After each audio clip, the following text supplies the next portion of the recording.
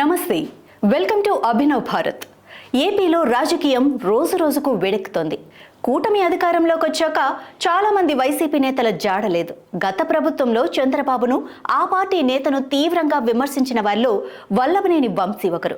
దీంతో బాబు ముఖ్యమంత్రి అయిన రోజు నుండి వంశీ గురించి వార్తలు వస్తూనే ఉన్నాయి. ఎన్నికల ఫలితాల తర్వాత గన్నవరం చుట్టుపక్కల వంశీ జాడ లేకపోవడంతో ముందు జాగ్రత్తగానే అతను హైదరాబాద్ వెళ్లిపోయాడన్న వాదన మొదలైంది. గతంలో టీడీపీ ఆఫీస్పై దాడి కేసు ఓపెన్ కావటం, అందులో వంశీని నిందితుడిగా పేర్కొనటంతో ఈ మాజీ ఎమ్మెల్యే చుట్టూ బిగుస్తుందన్న వార్తలు తరచూ వస్తూనే ఉన్నాయి. ఈ కేసులో వేగంగా పురోగతి కావాలని టీడీపీ నుంచి ఒత్తిడి ఉండటంతో పోలీసులు కూడా అదే దిశగా అడుగులు వేస్తున్నారు. ఈ కేసులో ఇప్పటికే 18 మందిని అదుపులోకి తీసుకున్నారు. వారి దగ్గర నుంచి రికార్డు చేసిన స్టేట్మెంట్స్ ఆధారంగా ఇప్పుడు వంశీని అరెస్టు చేయాలని చూస్తున్నట్లు తెలుస్తోంది.